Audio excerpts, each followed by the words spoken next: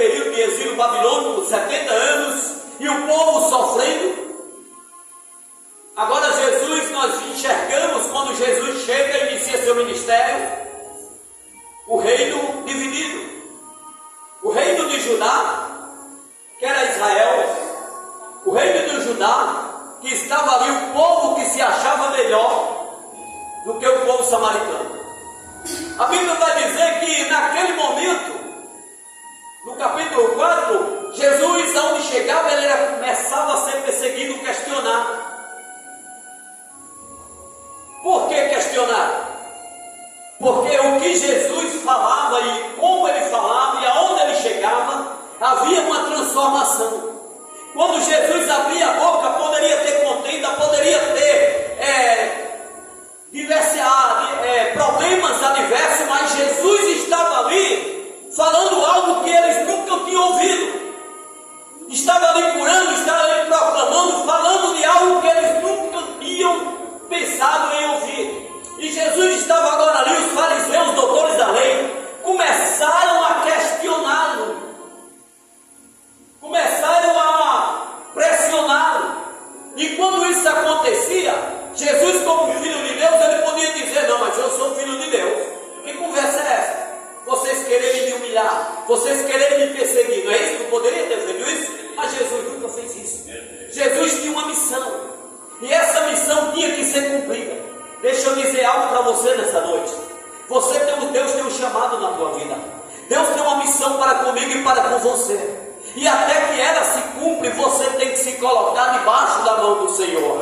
Ei, mas há uma perseguição. Ei, fulano não gosta da minha cara. Ei, há uma situação dificultosa. Deixa eu dizer algo. Se Jesus, aleluia, passou por todas as humilhações, se Jesus enfrentou os obstáculos, se Jesus, aleluia, passou por dificuldades, mas ele estava ali, aleluia, com humildade. Ele estava ali amando os que perseguiam. Ele estava ali fugindo das adversidades. Sabe por quê, irmão? Porque não era chegada a hora. No momento certo, Deus vai fazer. E Jesus agora ele se retira das terras de Judá e ele vai ter um encontro, aleluia, com aquela mulher. Ele vai agora para Galileia. Ele não foi de ônibus nem de avião, ele foi a pé. E não importava as adversidades, a distância. Mais ou menos, segundo alguns historiadores, 25 quilômetros para Galileia. E ele ia para Caná da Galileia. Mas Jesus, ele nunca observou empecilho para que uma pessoa seja liberta. E o que me chama a atenção, irmãos, é que Jesus, ele atravessava obstáculos, andava quilômetros para abençoar uma pessoa. Tem pessoas nos dias atuais que só pregam para a multidão. Tem pessoas que não. Irmão, semana passada eu liguei para uma pessoa de uma determinada denominação e convidei ele para ministrar. Ele disse assim: rapaz, é o seguinte, pastor, é R$200 e eu quero uma oferta.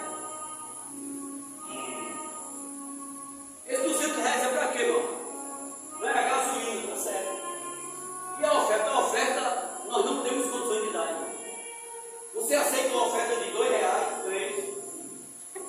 Porque quem sou eu para administrar o bolso do irmão? Se no dia alguém sentiu um desejo de dar 200, 300, glória a Deus, mas se num culto